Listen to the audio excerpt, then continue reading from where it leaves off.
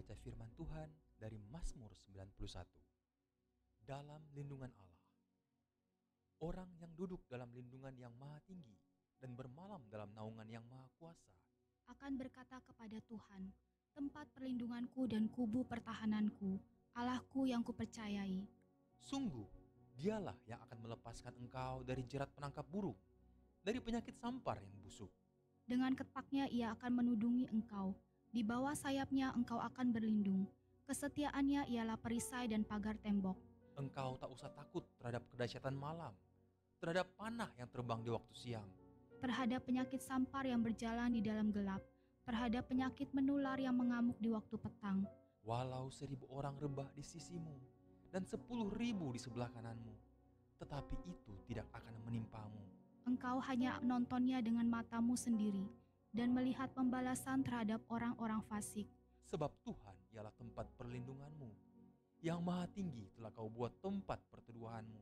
Malapetaka tidak akan menimpa kamu, dan tulah tidak akan mendekat kepada kemahmu. Sebab malaikat-malaikatnya akan diperintahkannya kepadamu untuk menjaga engkau di segala jalanmu.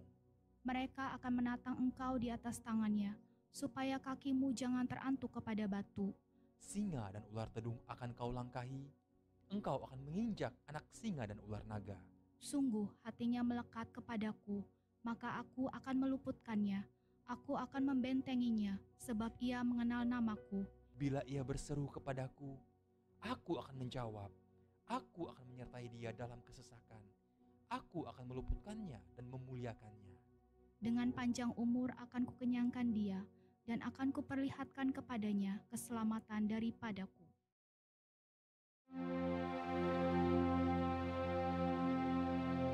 Haleluya, shalom Bapak Ibu Saudara terkasih.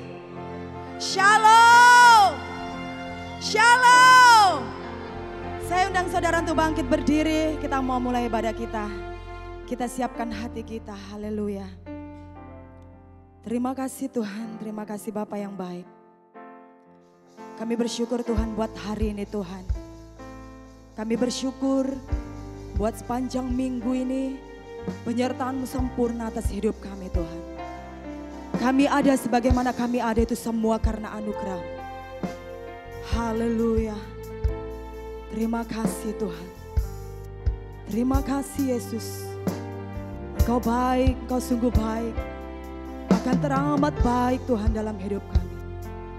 Biarlah di setiap musim hidup kami Tuhan, kami mau katakan Engkau baik Tuhan Yesus. Haleluya. Terima kasih Tuhan, kami bersyukur buat darah-Mu yang menguduskan kami, yang melayakan kami Tuhan Yesus. Sehingga kami boleh layak di hadapan-Mu Tuhan. Kami serahkan hidup kami ke tangan pengasihan-Mu Tuhan. Biarlah Engkau yang berdaulat penuh atas ibadah kami saat ini. Mujizat-Mu Engkau nyatakan di tempat ini di dalam nama Tuhan Yesus. Haleluya, haleluya. Amin. Saya persilakan untuk duduk kembali. Kita bawa hati kita di hadapan Tuhan. Haleluya.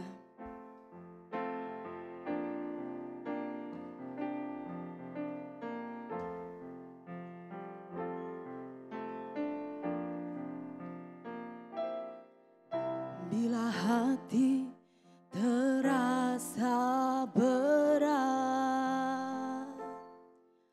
tak seorang pun mengerti bebanku.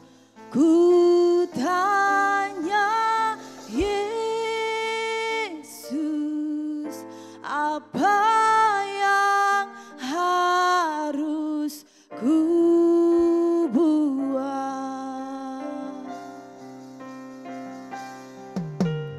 Dia berfirman, mari datanglah.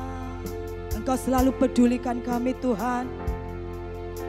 Pedulikan aku, ku datang Yesus. Dia pikul segala bebanku. Sujud di altarnya, ku bawa hidupku.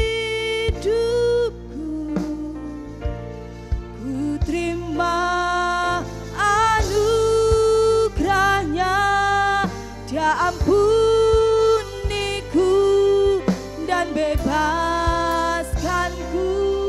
Dia ubah hidupku, ubah hidupku menjadi baru. Amin. Sesuatu terjadi saat datang di altarnya. Mari katakan dengan segenap hatimu, haleluya.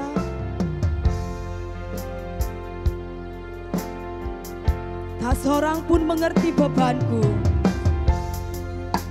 mengerti bebanku. Ku tanya Yesus, apa yang harus ku buat? Dia berfirman, mari datanglah. Kami datang di hadapan-Mu Tuhan. Pedulikan aku, ku datang Yesus. Dia pikul segala bebanku.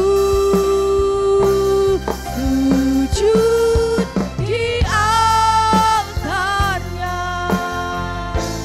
ku bawa hidupku. Ku terima anugerahnya. Dia ampuniku dan bebaskanku. Dia ubah hidupku, baharui hatiku. Sesuatu terjadi saat datang di altar. Sujud di altarnya, sujud di altarnya. Kami bawa hidup kami Tuhan, bawa hidupku. Ku terima anugerahnya. Dia ampuniku dan bebaskanku. Dia ubah hidupku, baharui hatiku. Sesuatu terjadi saat datang di altar. Kami sujud di altar-Mu Tuhan, di altarnya. Ku bawa hidupku, ku terima anugerahnya. Dia ampuniku dan bebaskanku. Dia ubah hidupku. Terima kasih Tuhan. Baharui hatiku. Sesuatu terjadi saat datang di altar. Pemulihan terjadi, pemulihan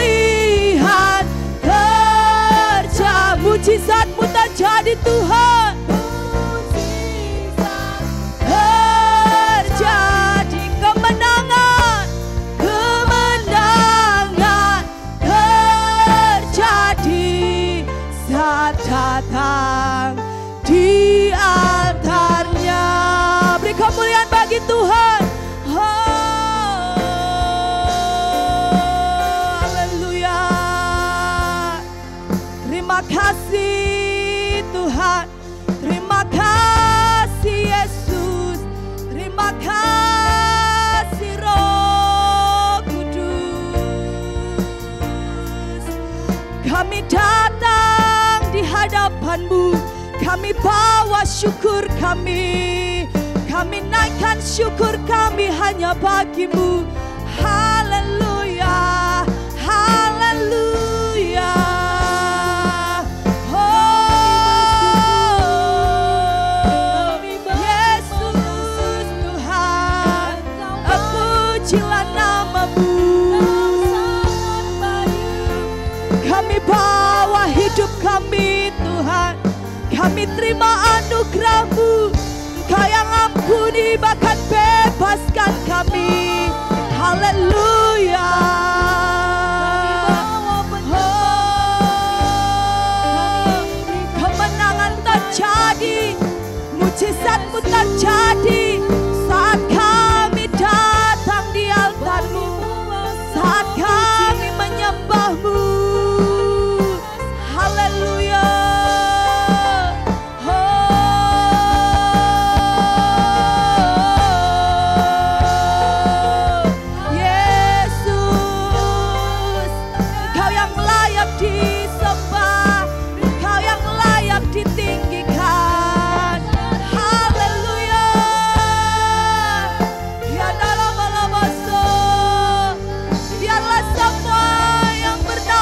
Memuji-Mu Tuhan, semua lidah mengaku Engkaulah Tuhan, setiap lutut bertelut menyembah-Mu Tuhan.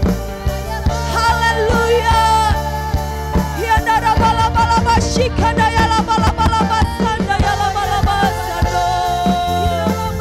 Oh, Roh Kudus, Roh Kudus, Engkau hadir di tempat ini, Engkau hadir di tempat ini, memenuhi setiap hati kami. Haleluya. Ya darabala-bala shikana ya la-bala sande. Ya darabala-bala sanda ya la-bala sanda ya la-bala sanda. Ya darabala-bala sande. Ya darabala shikana ya la-bala sanda. Jesus, Jesus, kami serukan Jesus. Haleluya. Oh, syukur bagi-Mu Tuhan. Terima kasih Tuhan. Terima kasih Yesus. Terima kasih Bapa yang baik. Haleluya. Apapun masalahmu, apapun bebanmu, mari datanglah kepada Tuhan. Sebab Dia berfirman, marilah datang. Dia selalu pedulikan hidupmu. Yesus yang mengerti akan hidupmu. Yesus yang selalu peduli akan hidupmu. Haleluya.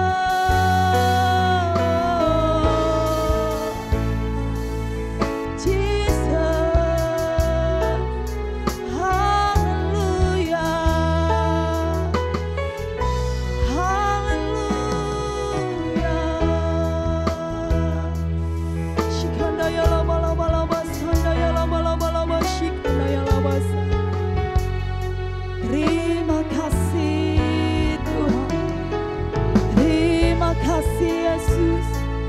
Kemenangan terjadi di tempat ini, pemulihan terjadi di tempat ini, mujizat-Mu terjadi di tempat ini Tuhan.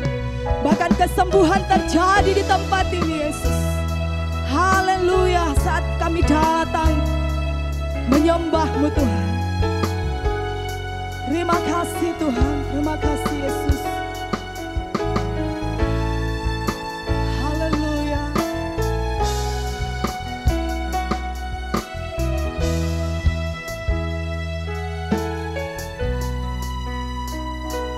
Jiwaku terbuka untuk-Mu Tuhan. Selidiki, nyatakan segala berkat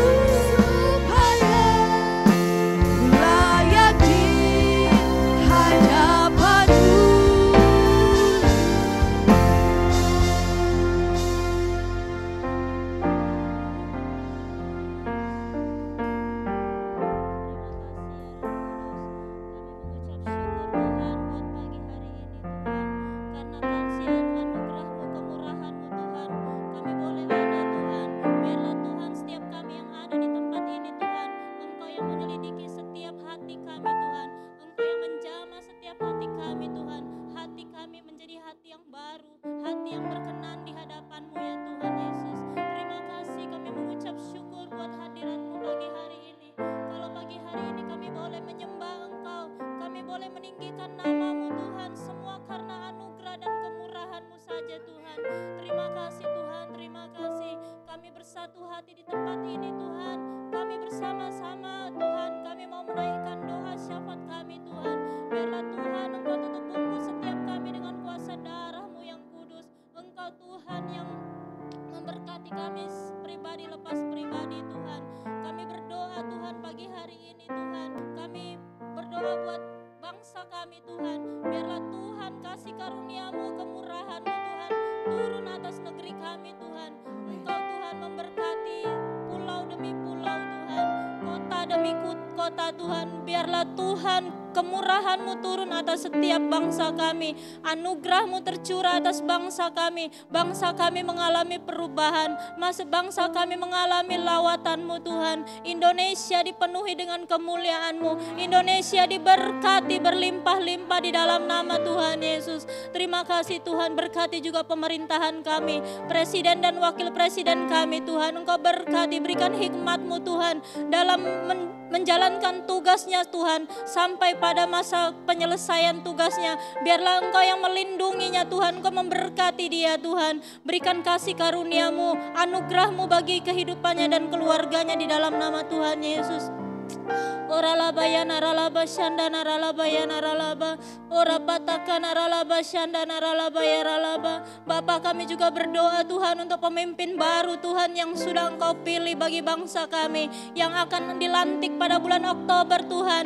Biarlah Tuhan Engkau yang berdaulat atas negeri kami. Engkau memberikan keamanan, kesejahteraan Tuhan. Pada saat pelantikan Tuhan, biarlah Engkau sendiri Tuhan yang sebagai otoritas bangsa kami. Engkau yang melantik pemimpin bangsa kami dengan otoritas-Mu Tuhan. Memberikan hikmat-Mu, kuasa-Mu Tuhan. Engkau memberikan pikiran-pikiran-Mu yang dari surga Tuhan atas pemimpin kami Tuhan, untuk memimpin negeri ini menjadi bangsa yang luar biasa, bangsa yang diberkati, bangsa yang Engkau pakai Tuhan menjadi dampak bagi bangsa-bangsa lain. Melalui Indonesia Tuhan, bangsa-bangsa lain juga akan mengenal Engkau. Melalui Indonesia Tuhan, bangsa-bangsa akan bertobat kepada Engkau ya Tuhan. Kami mengucap syukur Tuhan, kami bersyukur. Engkau berkati juga Tuhan Indonesia yang akan memilih Tuhan wakil-wakil rakyat Tuhan, wakil-wakil daerah Tuhan. Engkau berkati Tuhan pada saat pilkada nanti Tuhan. Engkau sendiri yang berdaulat melakukan perkara besar. Engkau bekerja, Engkau menjamah setiap penduduk Indonesia Tuhan, untuk Tuhan memilih pemimpin-pemimpin yang Engkau kenan Tuhan bagi kota dan bangsa kami Tuhan. Biarlah setiap wakil-wakil rakyat yang terpilih adalah wakil-wakil yang unity, wakil-wakil yang tunduk kepada otoritas, wakil-wakil yang memiliki hati yang mencintai bangsa ini dan rakyatnya ya Tuhan. Terima kasih Bapa, terima kasih Yesus, kami bersyukur.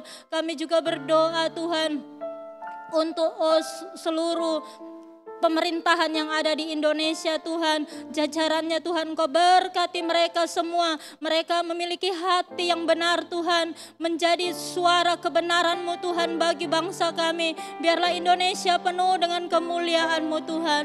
Terpujilah Engkau Tuhan. Kami juga berdoa ya Bapa untuk Tuhan, pemimpin-pemimpin rohani kami Tuhan. Berkati Tuhan hamba-Mu Tuhan, pemimpin rohani kami Pak Pastor Thomas Tuhan.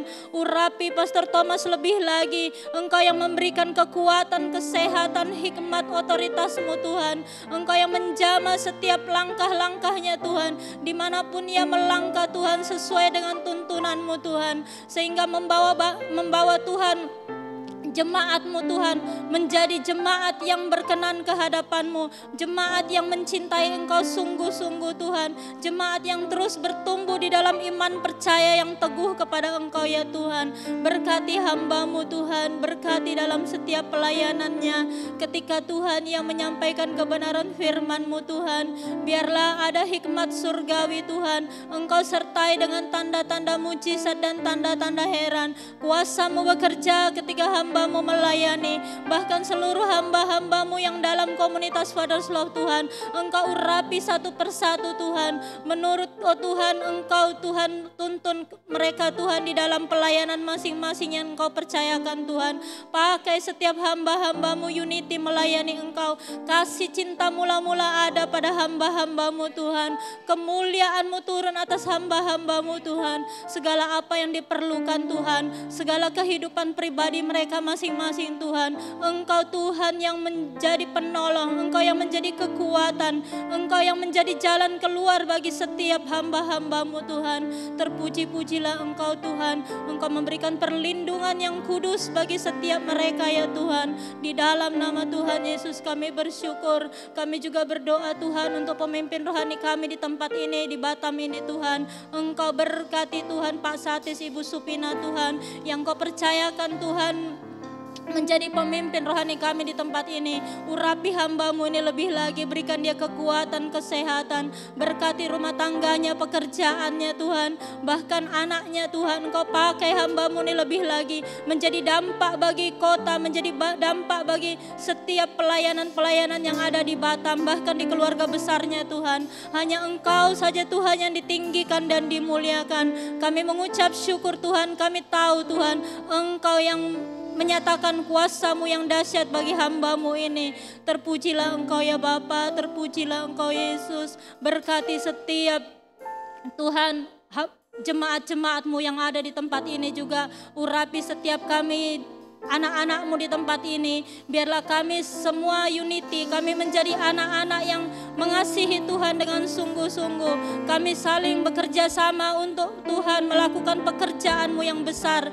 Biarlah Engkau saja yang diagungkan Tuhan. Terima kasih, berkati juga hamba-Mu Pak Denny Lim Tuhan, yang Kau percayakan hari ini Tuhan ada di tempat ini untuk menyampaikan kebenaran firman-Mu. Urapi hamba-Mu ini Tuhan, urapi dengan urapan yang baru dari surga Tuhan, turun kepada kepalanya dan sampai Tuhan seluruh kehidupannya Tuhan, sehingga setiap firman yang disampaikan Tuhan adalah firman yang benar, firman yang berasal daripada-Mu, yang Engkau urapi Tuhan, sehingga setiap firman yang disampaikan Tuhan menjadi berkat bagi setiap kami. Kami Tuhan diajarkan, kami bertumbuh, kami mengenal Engkau lebih dalam ya Tuhan. Terima kasih Bapa di surga, terima kasih. Kami mengucap syukur Tuhan, kami serahkan segala sesuatunya ke dalam tangan-Mu. Kami serahkan ibadah hari ini Tuhan. Engkau berkati Tuhan setiap kami yang ada di tempat ini. Biarlah hadirat-Mu ada di tempat ini, urapan-Mu ada di tempat ini, menjamah setiap kami. Terima kasih Tuhan, segala puji, hormat, kemuliaan kekal sampai selama-lamanya. Haleluya, amin. Haleluya, berikan kemuliaan sekali lagi dong untuk Tuhan Yesus. Seberapa banyak saudara yang mengalami kebaikan Tuhan sepanjang minggu ini? Lambaikan tanganmu. Haleluya, haleluya. Allah itu baik, sungguh baik, sangat baik bagi kita. Amin.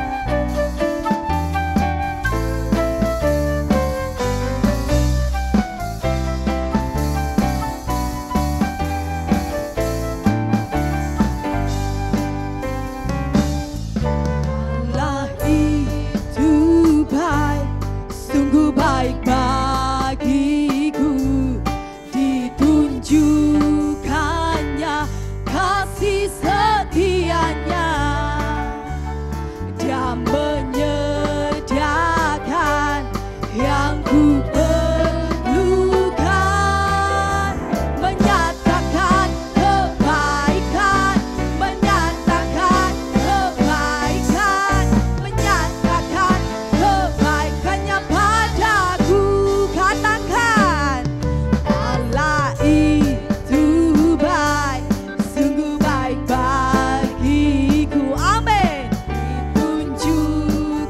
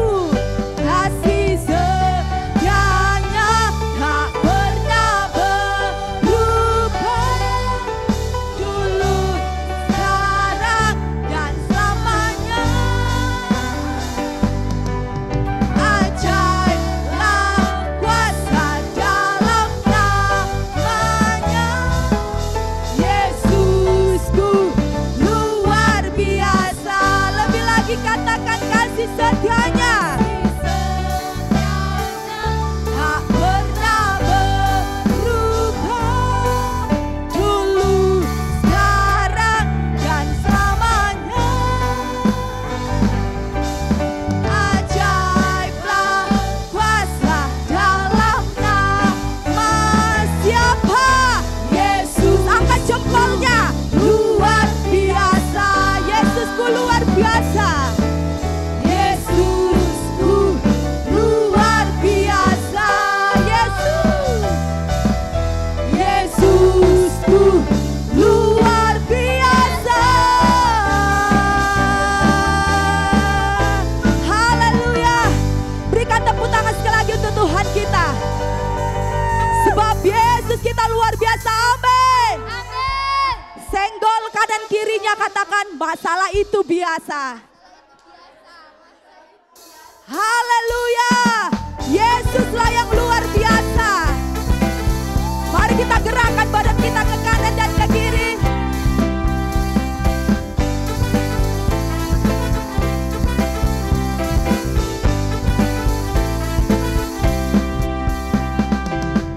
Tersenyumlah hai semua, tanggalkan segala beban masalah, bersukacitalah senantiasa, bernyanyi dan bertepuk tangan.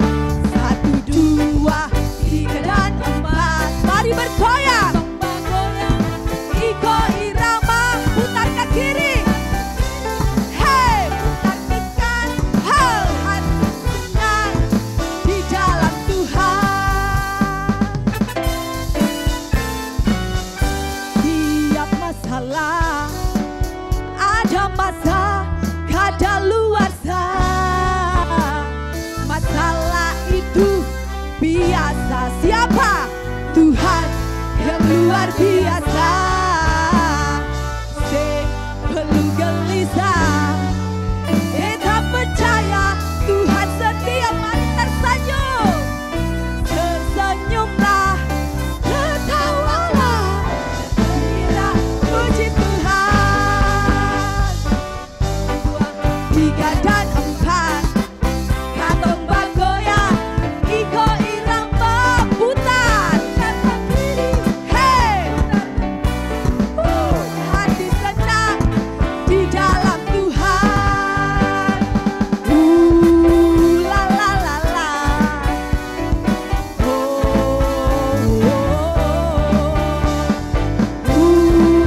La la la la.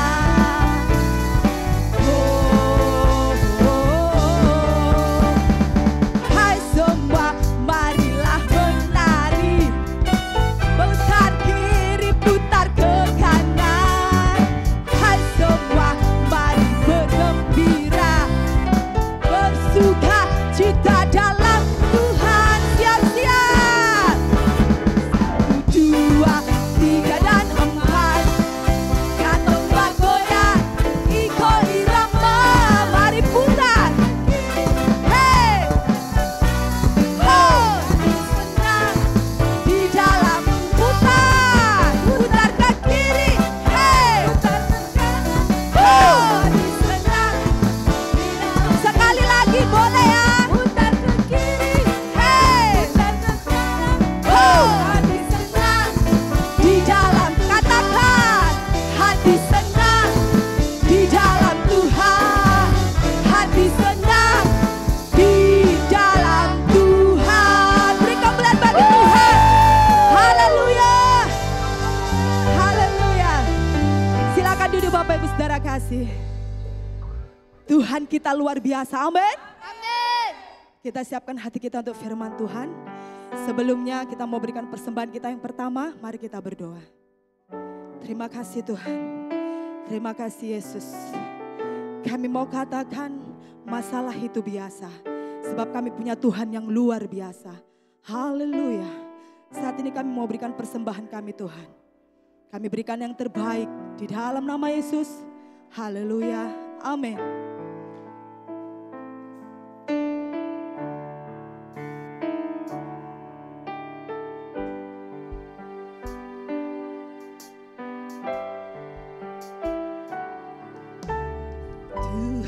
Engkau memilihku sebelum ku ada.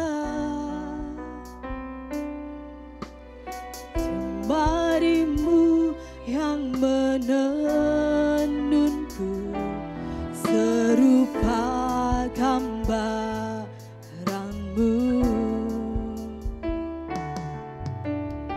Sebelum ku mengenalmu, ku buang hidupku. Namun Engkau tak pernah lelah mencari diriku. Aku sangka sejak dulu Kau menunggu hidupku di altar.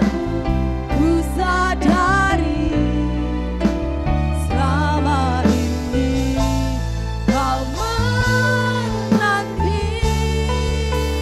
Ku akui semua dosaku, ku lepas kehendakku.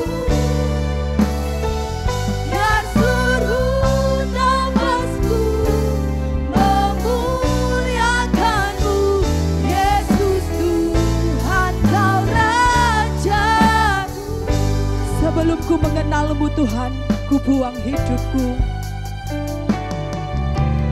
Sebelum ku mengenal-Mu, ku buang hidupku. Namun Engkau tak pernah lelah mencari diriku. Tak kusangka sejak dulu Kau menunggu hidupku di altar-Mu. Ku sadari selama ini Kau menanti. Ku akui semua dosaku, ku lepas kehendakku. Biar seluruh nafasku memuliakan-Mu, Yesus Tuhan Kau Rajaku.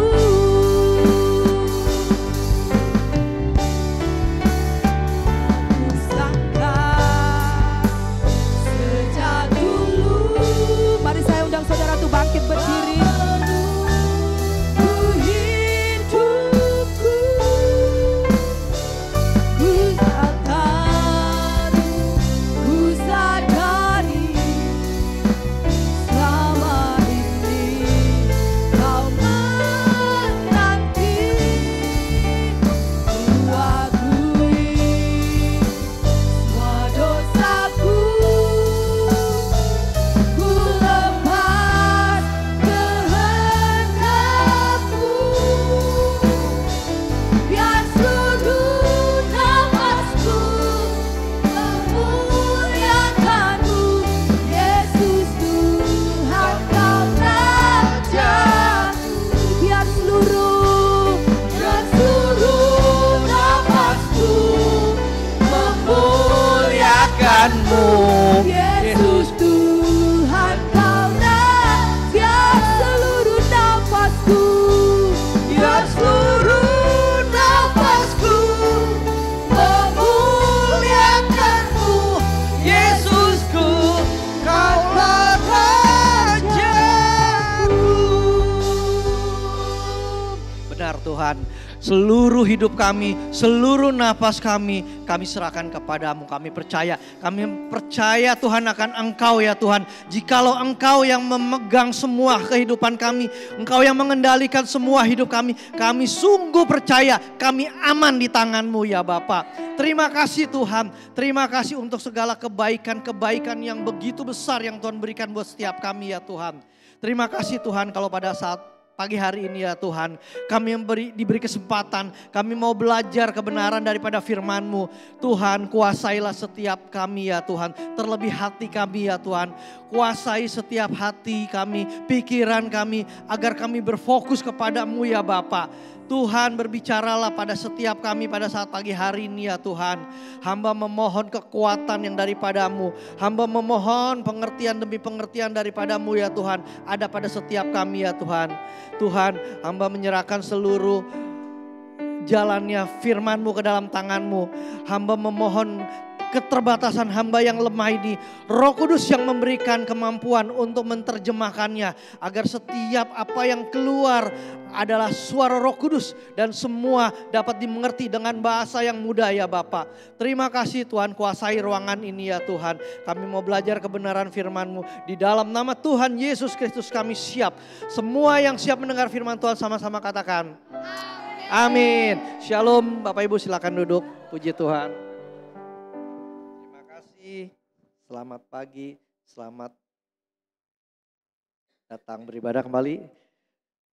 Sebulan saya sudah kembali di sini, bulan lalu pertengahan ya kalau nggak salah, bulan ini pun pertengahan. Bapak Ibu, pagi hari ini saya akan membawakan tema yang pada dasarnya itu adalah sesuatu yang tanpa kita sadari kita sudah miliki semua di dalam kehidupan kita. Saya berikan tema hari ini adalah, sudahkah kita menjaga hati kita? Mungkin slide-nya bisa ditampilkan. Sudahkah kita menjaga hati kita? Bapak Ibu, hati adalah satu bagian yang kecil di dalam organ tubuh setiap kita. Setiap kita punya hati. Setiap manusia punya hati. Karena hati merupakan master control pada diri kita. Jadi seseorang yang berkelakuan yang aneh-aneh itu dilihat dari hatinya. Kalau misalkan perilakunya baik, saya percaya perbendaharaan di dalam hatinya pasti baik. Sehingga apa yang keluar tentunya baik. Tetapi kalau perilaku seseorang aneh, tidak baik, saya percaya itu ada hatinya yang tidak beres. Jadi perbendaharaan di dalam hatinya yang gak beres, sehingga outputnya yang keluar pun tidak beres, tidak baik. Jadi di sini dikatakan dalam firman Tuhan, jagalah hatimu dengan segala kewaspadaan. Di dalam Amsal 4 ayat 23 lanjut. Dalam Amsal 4 ayat 23 dikatakan, jagalah hatimu dengan segala kewaspadaan. Ya slide-nya mungkin bisa lanjut. Karena di dalam hati kita, di dalam hati itu terpancar seluruh apa yang menjadi perilaku kita.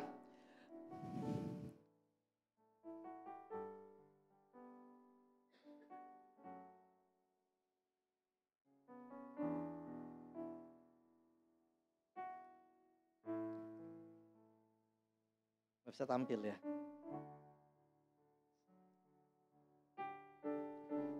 Dalam Amsal 4 ayat 23 dikatakan tadi di situ, jagalah hatimu dengan segala kewaspadaan karena di situ akan terpancar kehidupan. Nah, di dalam terjemahan lain di dalam TPT version di sini dikatakan, jadi di atas semuanya jagalah kasih sayang di hatimu. Seluruh keberadaanmu, perhatikanlah kesejahteraan batinmu. Dari sanalah mengalir mata air kehidupan. Penulis kitab Amsal menyimpulkan bahwa dari hatilah hidup kita itu ditentukan. Apa yang tadi yang saya katakan, apa yang keluar dari hati itu akan memancar keluar dalam bentuk ekspresi, dalam bentuk perkataan, dalam bentuk perbuatan. Jadi kalau hati kita baik, perbendaharaan hati kita baik, tentunya akan mengeluarkan sesuatu yang baik pula. Tetapi kalau di hati kita banyak hal-hal yang tidak benar, yang tidak beres, maka keluarnya pun akan menjadi tidak beres. Nah, kita sebagai anak-anak Tuhan, kita fokusnya tuh bukan memperbaiki apa yang tampak dari luar, tetapi yang di dalam ini loh yang harus kita perbaiki. Yang di dalam ini yang harus kita perbaiki. Satu kali gini, ada satu pasang ada satu pasang suami istri ya, Bapak Ibu. Ada satu pasang suami istri dalam satu kompleks perumahan. Setiap pagi dia sarapan, suami dan istri ini dia sarapan, ya kan? Di dalam rumah ini dia sarapan, si suami dan istri ini sarapan. Nah, dia melihat dari jendela ke tetangga sebelahnya di dalam komplek ini, dia melihat itu ada seorang ibu tetangganya itu sedang menjemur pakaian. Dia menjemur pakaian, nah si sang istri ini ngomong sama suaminya sambil dia sarapan pagi di rumahnya. Dia bilang gini, "Pak, lihat tuh, itu orang nyuci nggak bersih ya. Bajunya tuh kotor, masih ada bercak gitu kan." Si suami diam ya. Terus hari berganti hari, setiap kali sarapan si ibu yang tetangganya itu selalu menjemur pakaian hasil cuciannya. Dia selalu komentarin si ibu ini kepada suaminya. Selama berjalan waktu seminggu katakan begitu kan. Si suami itu pagi-pagi sebelum istrinya menyediakan makanan, dia bersihkan itu, dia punya kaca jendela rumahnya. Dia bersihkan sampai kinclong lah gitu kan. Nah, terus makanan dikeluarkan sama istrinya. Seperti biasa dia makan di situ, tetangganya sebelahnya itu menjemur pakaian. Nah, dikomentarin gini, "Oh Pak, sekarang dia sudah pinter mencuci, sudah bersih katanya pakaiannya, berarti dia sudah lebih hebat mencuci atau ganti sabunnya segala macam." Si suaminya tahu gak ngomong apa? "Mah, tadi pagi sebelum mamanya nyediain makanan, saya bersihin itu kaca. Saya bersihin pakai pembersih, pokoknya bersih. Sehingga apa yang dilihat jadi bersih." Nah, makna dari cerita ini apa? Jadi kalau hati kita itu kotor bagaikan jendela hati ya. Kalau kita kotor, kita melihatnya jadi kotor. Padahal pakaian itu bersih. Karena kacanya kotor, jendela hati kita kotor, kita melihatnya jadi kotor. Demikian juga dengan kita. Seringkali kita akan selalu berkomentar seperti itu kan. Jadi kita harus koreksi, kita harus introspeksi. Kalau memang hati kita bersih, saya percaya apa yang kita lihat, apa yang kita perkatakan, apa yang kita pikirkan, itu semua bersih. Tidak ada yang aneh-aneh. Nah, kembali kalau orang yang kotor, ya udah semuanya jadi buruk, semuanya jadi nggak benar, semuanya jadi salah. Jadi tadi dikatakan fokus kita bukan memperbaiki apa yang di luar, tetapi perbaikilah yang ada di dalam hati kita. Yang ada di dalam diri kita, yaitu hati. Hati kita lah yang diperbaiki terlebih dahulu untuk kita bisa melakukan sesuatu yang menjadi baik. Gak bisa keluar ya slide-nya ya. Oh ada. Oh oke. Lanjut. Yang berikutnya. Nah, hati adalah tempat kita membuat pilihan. Tempat adanya pikiran, perasaan, semua ada di situ, keinginan. Nah, di dalam bahasa Ibrani yang dikatakan tuh di sini adalah levab. Saya lihat di sini hati. Itu berbicara ke kata yang sering lazim digunakan untuk menyampaikan kehendak, persepsi, kasih sayang, pikiran. Itu bahasa Ibraninya hati. Nah, jadi di dalam hatilah ini kita semua bersumber. Pikiran, perasaan, keinginan, semua ada bersumber di dalam hati. Seperti tadi di awal saya katakan, hati adalah master control kita. Jadi kalau di dalam hati sesuatunya baik, ya udah parang tentu pasti akan menjadi baik. Berikutnya, Bapak Ibu, di dalam kepercayaan orang Yahudi kuno, bisa lanjut, dalam kepercayaan orang Yahudi kuno, hati itu mempunyai 4 elemen yang saling berkaitan. Hati itu mempunyai 4 elemen yang berkaitan. Di sini saya kaitkan melihat dari yang kata kepercayaan orang Yahudi kuno. Hati itu ada kaitan dengan fisik, ada berkaitan dengan perasaan, ada berkaitan dengan pikiran, ada berkaitan dengan keinginan. Nanti kita belajar satu persatu biar kiranya kita semua juga dapat dimengerti apa sih yang dimaksud gitu kan dengan kok ada kaitannya ke orang Yahudi kuno percaya hati itu berkaitan, ada unsur, ada 4 elemen tadi. Nah berbicara fisik, terkadang gini ya, fisik atau fisik atau tubuh mempengaruhi ke hati kita. Kalau tubuh kita sedang tidak baik, maka penerimaan pun akan tidak menjadi baik juga. Terkadang orang marah, orang stres, orang nggak jelas dah suka menyimpan rasa kesal. Bapak Ibu pernah nggak melihat orang seperti ini sakit-sakitan, lalu dia datang periksa ke dokter. Pas dicek secara medis nggak ada sakitnya gitu kan, dia nggak ada sakitnya. Ternyata ya itu karena hatinya yang sakit gitu loh, sehingga membuat dia sepertinya tuh jadi sakit. Dia periksa ke dokter pun gak ada sakit gitu loh. Nah makanya tadi fisik atau tubuh itu mempengaruhi, berkaitan dengan hati gitu kan. Jadi kalau misalkan tubuh kita gak sehat gitu kan, marah-marah, dendam, udah pasti hatinya juga jadi gak benar gitu kan. Maka dari itu mari kita jaga hati kita gitu kan. Jangan kita menyimpan stres, jangan kita menyimpan dendam. Pada akhirnya nanti keluarnya tuh ekspresi kita, perbuatan kita itu menjadi sesuatu yang nggak benar, sakit gitu loh. Seperti kita kayak orang sakit, diperiksa nggak ada sakitnya, dokter bingung, ya berarti mesti ke apa? Ke psikiater kali ya. Kalau untuk itu kan berarti kan ada sesuatu yang nggak beres di dalam hatinya. Nah makanya itu fisik mempengaruhi juga kepada hati. Yang nantinya akan menjadi tindakan yang akan dimunculkan seperti itu. Lalu perasaan. Berapa kali perasaan juga menentukan hati kita. Biasanya terjadi kepada setiap kita. Saya yakin setiap kita mengalami. Tetapi mungkin kita bisa mengatasi kalau kita sudah dewasa di dalam Tuhan. Terkadang kita timbul rasa malas. Contoh misalkan pada saat kita ibadah lah, contoh lah gitu kan. Terkadang nih perasaan ini, rasa malas tuh timbul gitu kan. Entah apa masalahnya, rasa malas itu timbul dalam perasaan kita nih. Kita malas gitu untuk datang beribadah. Udahlah, misalkan di sini sih ibadah cuma sekali ya. Misalkan ibadah ada 3 kali lah katakan. Misalkan yang jam 7 atau yang jam 8. Waduh saya malas nih hari ini yang jam 8. Ntar aja dah saya datang yang jam 10. Oke, dia ikutin tuh perasaan malasnya. Pindah ke jam 10 perasaannya. Setelah itu jam 10 perasaan malas, nanti aja lah sore. Akhirnya sore udah waktunya, perasaan itu juga masih merasa malas gitu kan. Sehingga gak jadi ibadah. Nah ini bahayanya kita kalau menuruti perasaan. Hati kita tuh harus benar. Hati kita harus kontrol supaya perasaan itu jadi benar. Jadi perasaan itu bukan menjadi Tuhannya. Tapi kebenaran firman Tuhan itu yang menjadi dasar untuk hati kita. Jangan berdasarkan perasaan. Perasaan tuh bisa menipu. Perasaan tuh bisa seringkali menipu seseorang gitu kan. Tetapi saya percaya kalau hati kita benar, perasaannya terkoneksi dengan benar, sesuatunya menjadi benar. Jadi banyak kali ya kita mengalami seperti itu. Saya sih dulu ngalamin, ya puji Tuhan, kalaupun ada tiba-tiba datang rasa malas misalnya, atau apapun lah, bukan hal ke gereja aja, rasa malas. Saya kadang, ya Tuhan dalam nama Yesus, ubah semua seperti itu kan.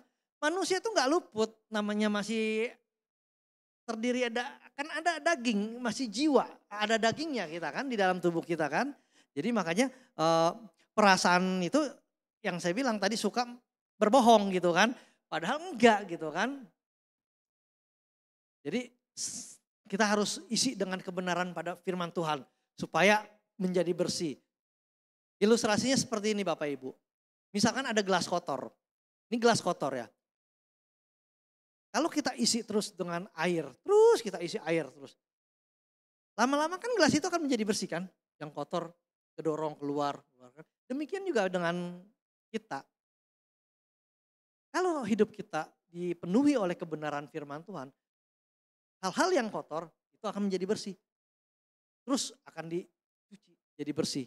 Makanya biarkan kebenaran firman Tuhan masuk terus dalam setiap kehidupan kita. Lalu yang ketiga, kaitannya dengan pikiran. Perilaku seseorang tuh muncul nggak tiba-tiba Bapak Ibu. Perilaku seseorang tuh muncul pasti di dalam hatinya yang tidak beres. Nah, apa yang sering terjadi kalau dalam pikiran?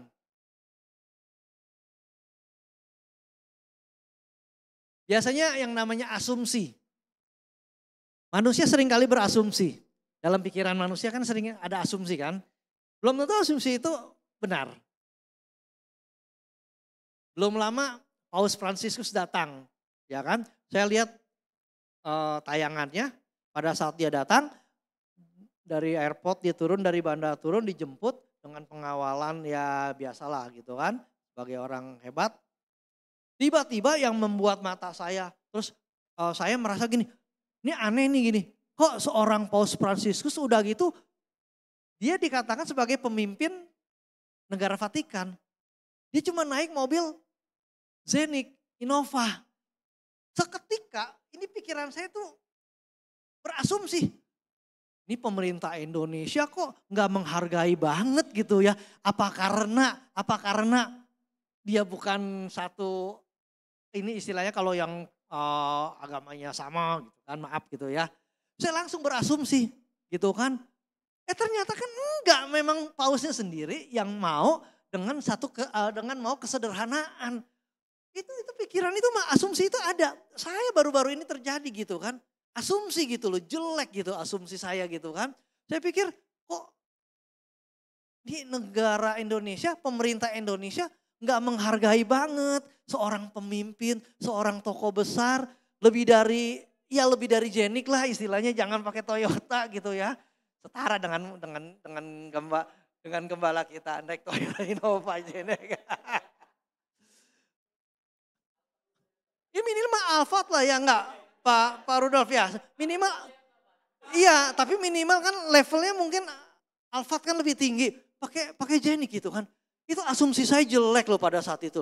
Minta Tuhan tolong, maaf saya Tuhan berasumsi gitu kan. Ternyata kan gak seperti itu ya kan. Orangnya mah memang benar, dia benar sederhana maunya seperti itu. Tapi sayanya hatinya lagi gak beres ternyata, berasumsi yang salah gitu kan. Nah seringkali kita melakukan hal-hal seperti itu.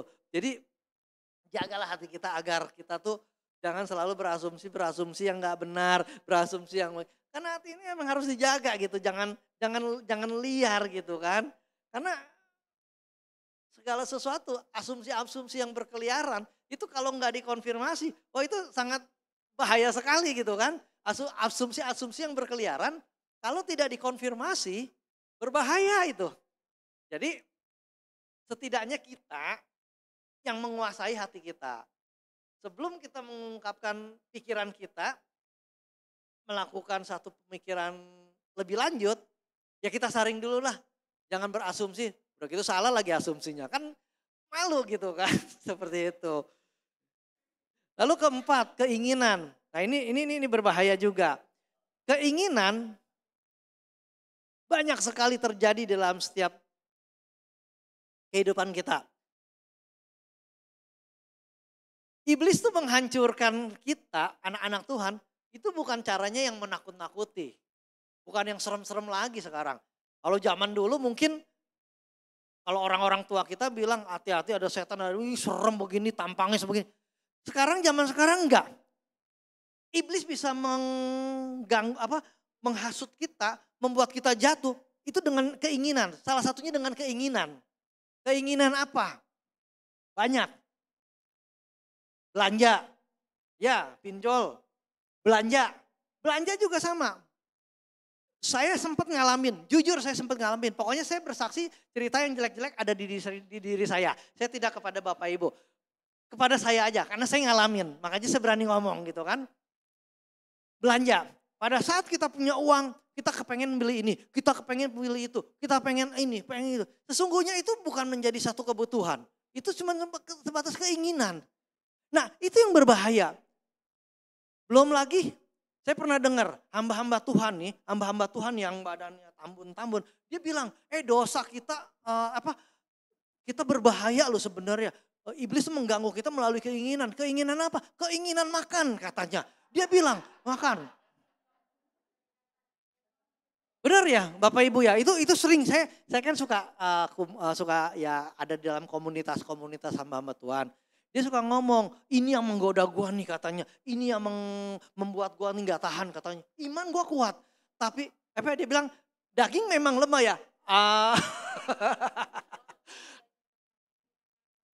Roh penurut, daging lemah katanya. Melihat makanan gak ketahan gitu kan. Dia makan. Nah ini keinginan begitu kan. Nah maka dari itu, ini keinginan berbahaya. Keinginan berbahaya. Itu buat orang-orang besar, orang-orang tambun. Bagaimana dengan orang kecil seperti saya? Ternyata seperti saya juga bermasalah. Kemarin saya habis medical check up. Ya kan. Ya memang saya nggak merasa sesuatu gitu kan di dalam tubuh saya ya kan. Cuman saya pikir ada orang bilang ya sekali-sekali lu coba check up lah gitu kan. Kemarin saya medical check up sama istri. Ya kan, puji Tuhan istri saya juga ada merahnya. Tapi gak seberapa banyak. Pas saya punya, ternyata merahnya banyak saya. Kolesterol saya ada. Asam urat saya ada. Trigliserid saya tinggi. Wah saya bilang, perasaan tuh saya aman-aman aja gitu kan. Nah dari situlah berarti apa? Makanan. Istri saya sudah ngoceh. Makanya kalau makan gitu kan, katanya nasi kurangin gitu kan. Orang teman-teman saya gak percaya, lu kan kurus. Iya, ternyata orang kurus gak jaminan gitu kan. Itu dari makanan, itu keinginan. Jujur saya ngeri gitu. Saya kalau makan apalagi ngelihat sayur-sayur gitu ya. Sayur-sayur. Mungkin kalau yang macam yang aneh-aneh enggak. Kemarin kita makan kambing saya enggak makan, yang gitu-gituan enggak makan. Tapi saya kalau ngelihat sayur-sayur hijau, itu kalau saya makan di tempat makanan prasmanan gitu ya. Itu katakanlah ada 10 macam sayur. Itu setidaknya 50% ya 5 macam itu saya ambil. Ya kan? Ternyata benar saya asam urat saya tinggi gitu kan. Melewati gitu maksudnya. Asam urat saya melewati. Berarti apa? Itu kan yang harus saya kontrol. Keinginan itu kan. Sekarang saya mengurangi. Tapi kemarin saya makan kangkung. Tapi sama Pastor Satis dibagi-bagi dikit-dikit. Aman. Pak Wardana, Pak Rudo makan dikit-dikit. Jadi gak banyak gitu kan. Sebenarnya itu keinginan-keinginan itu yang berbahaya. Jadi manusia jatuh di dalam dosa, bukan dosa yang menakutkan, tapi keinginan dari makanan. Itu yang berbahaya. Makanya hati-hati Bapak Ibu dengan keinginan yang ini ya kan. Nah, Paulus katakan gini, asal ada pakaian dan makanan saja itu udah cukup kata Paulus. Sisanya dia buat pelayanan pada Tuhan, buat penginjilan. Nah, saya sih belum seperti Paulus jauh gitu kan. Tapi setidaknya ayo kita belajar cerminan daripada Paulus. Paulus yang sudah mengalami, yang sudah ngerti arti kesusahan, yang arti keberlimpahan. Siapa kita tahu Paulus, perjalanan Paulus yang begitu kita tahu orang yang terpandang. Dia mengalami kesusahan gitu kan. Tapi dia bisa menguasai semua itu kan. Ya kita ikuti perjalanan dari Paulus. Ya kita belum sampai ke sana lah. Tapi setidaknya ada contoh yang bisa kita ikuti perjalanan Paulus ya Bapak Ibu ya.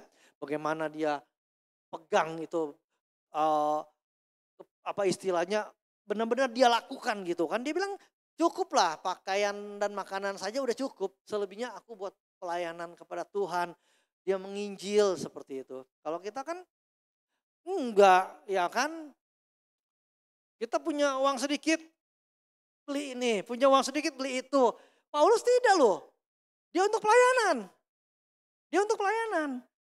Jadi kuasailah keinginan dalam hidupmu. Ya kan? Saya juga belajar. Saya berbicara ini bukan untuk Bapak Ibu semata. Tetapi lebih kepada saya. Supaya apa yang saya perkatakan itu menegur juga hidup saya. Saya mau menguasai. Jangan sampai saya pun seperti Paulus katakan. Pada akhirnya aku ditolak, kata Paulus, aku memberitakan Injil, tapi aku sendiri ditolak. Ya jangan sampai seperti itu kan ya Bapak Ibu ya. Jadi saya mau memberitakan kebenaran pada pagi hari ini firman Tuhan, tetapi kebenaran itu harus saya lakukan juga gitu kan. Kuasai keinginan kita dalam segala hal. Pokoknya yang berbicara keinginan itu berbahaya kalau melewati, melebihi apapun. Ya kan, kita punya uang, puji Tuhan, Tuhan berkati. Tapi jangan terlalu banyak keinginan beli ini, beli itu, beli ini. Tapi ya kita perhatikan pekerjaan Tuhan. Berapa banyak jiwa-jiwa di luar sana yang butuh pertolongan kita. Kita bisa, Tuhan berkati kita dengan berkat yang berlimpah. Tetapi ya ingatlah, Berkat itu kan juga bukan untuk kita nikmatin sendiri.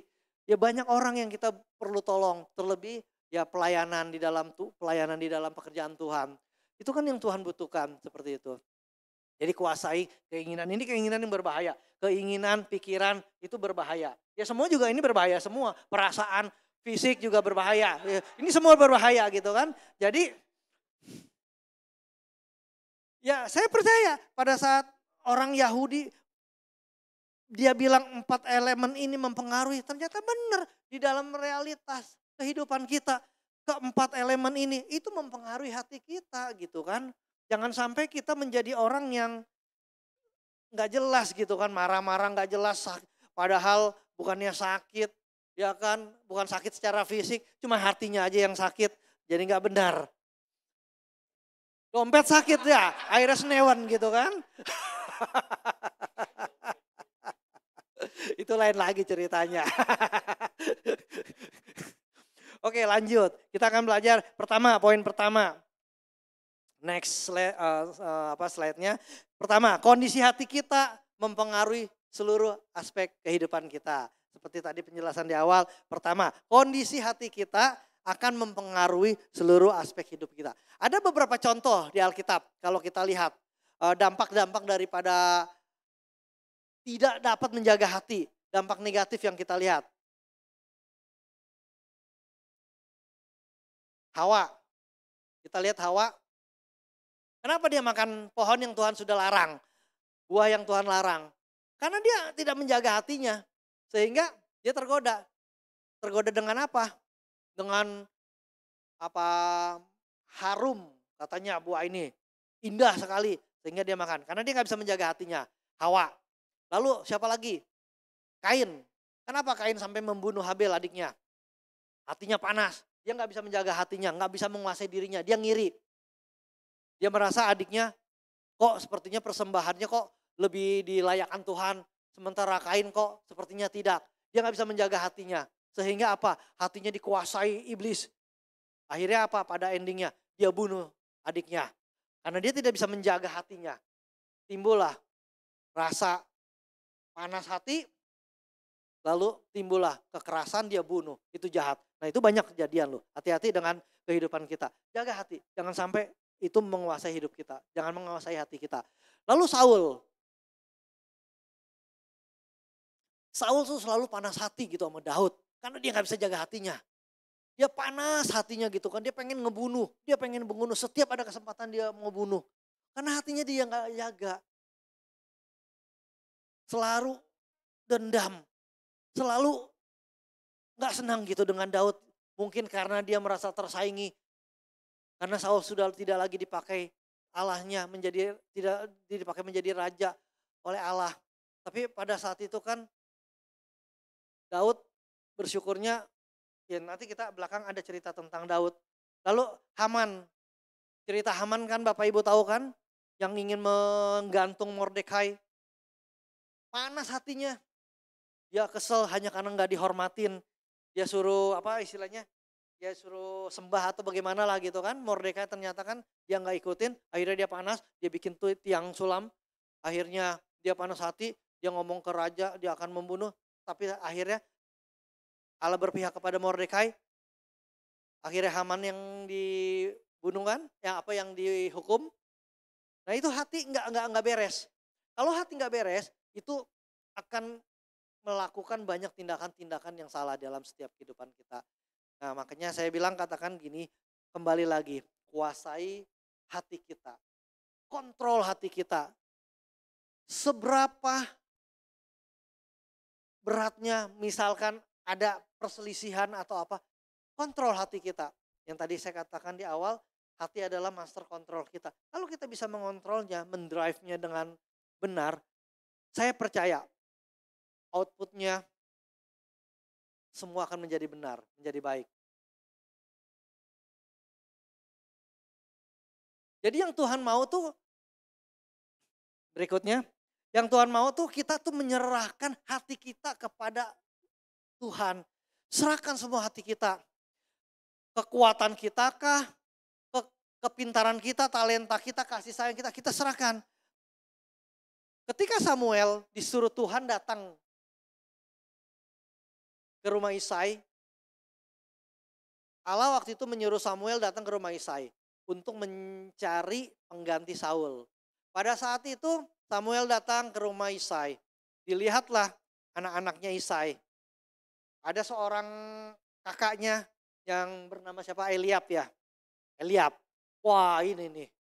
Badannya tinggi, badannya besar. Cocok lah nih jadi tentara yang bisa mengalahkan musuh. Untuk menggantikan Saul.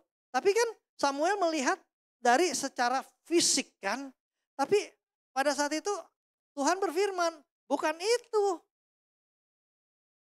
Bukan itu yang Allah maksud. Sampai pada cerita akhirnya kalau Bapak Ibu baca di 1 Samuel 16, itu kan dikatakan di situ kan sampai yang terakhir Samuel tanya kepada Isai, tidak adakah lagi anakmu? Oh ada katanya, ada. Masih ada di padang, dia sedang mengembalakan kambing domba. Akhirnya dipanggil, pada saat datang masih unyu-unyu kan, dengan kemerah-merahan. Nah Tuhan bilang kepada Samuel, ini orang yang berkenan di hadapan Allah, ya kan, di hadapan Bapa. Karena Tuhan tahu melihat hati daripada Daud. Melihat hati Daud, begitu hatinya yang, ya kita tahu lah Daud bagaimana dia punya perjalanan kehidupannya bersama Tuhan. Bagaimana dia punya kesungguhannya, memang dia mengalami, dia juga salah, tapi dia berbalik, hatinya itu loh. Makanya Tuhan mau, ya kan, kita menyerahkan hati kita kepadanya, kita serahkan kekuatan kita. Jangan ada lah yang membuat kita tuh bangga dengan kehebatan kita. Jangan ada membuat kita bangga dengan talenta kita. Itu semua dari Tuhan, kembalikan supaya hati kita jadi benar dan murni di hadapan Tuhan.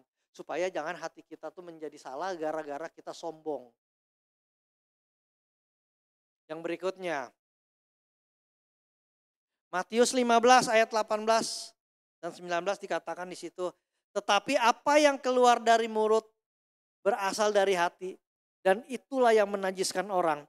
Karena dari hati timbul segala pikiran jahat, pembunuhan, perzinahan, percabulan, pencurian, sumpah palsu, dan hujat.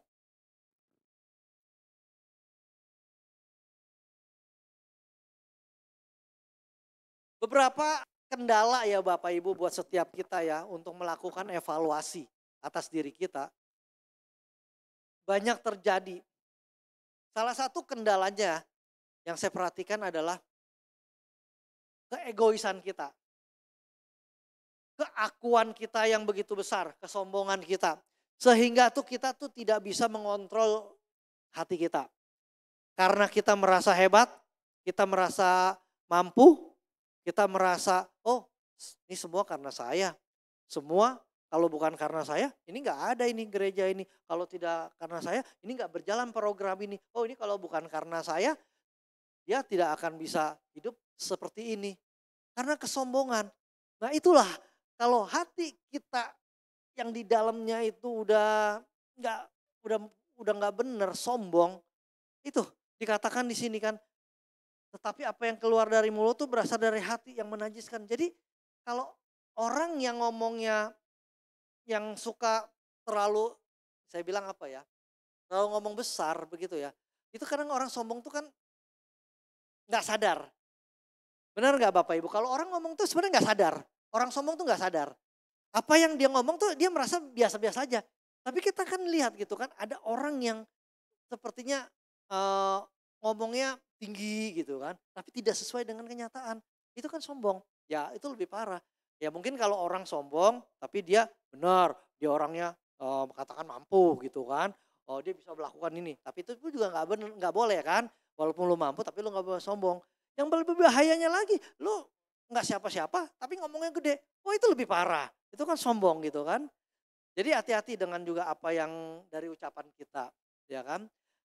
Karena ucapan kita seringkali kita juga menyakiti orang lain tanpa sadar. Tanpa sadar ucapan kita menyakiti orang lain, itu berbahaya, ya kan. Tanpa sadar kita ngomong orang lain jadi terluka. Tanpa sadar kita ngomong orang lain menjadi sakit hati. Hanya karena hati kita nggak beres. Itu yang dikatakan dalam firman Tuhan ya kan. Yang keluar dari mulut yaitu bisa menjadi satu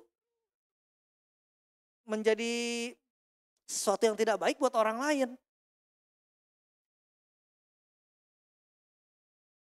Jadi apapun kata-kata yang kita mau keluarkan, cobalah kita saring. Saya sering dengar beberapa orang gitu kan di komunitas kami gitu kan. Kalau ngomong tuh tanpa sadar, asal ngomong orang bilang peletak-peletuk, dia nggak sadar gitu kan. Orang kan bisa sakit hati. Hati-hati kalau ngomong, kita anak-anak Tuhan, jaga setiap perkataan kita. Saya percaya kalau kehidupan kita dipenuhi dengan firman Tuhan, kita mau berkata-kata juga ada pakemnya Bapak Ibu. Setiap ngomongan kita jaga. Jangan sampai omongan kita mengundang sakit hati orang. Jangan sampai omongan kita melukai orang lain. Tanpa memang yang ngomong itu nggak sadar gitu kan. Nah itu karena hatinya nggak beres gitu kan. Hatinya nggak beres. Apalagi memang dia mempunyai luka di dalam hatinya yang memang belum sembuh. Kan ada camp-camp pemulihan. Itu banyak kali. Dulu kami waktu tahun 2013 sampai tahun 2017 lah. Kurang lebih 4 tahun itu ya. Itu sering melakukan perjalanan camp-camp termasuk saya ke Batam ini pernah waktu itu. Kami masih ada di gerejanya Paniko pada saat itu. Ke Batam saya pernah, tapi saya bukan di Batamnya, cabang dari Batamnya. Di Tanjung Pinang kalau nggak salah.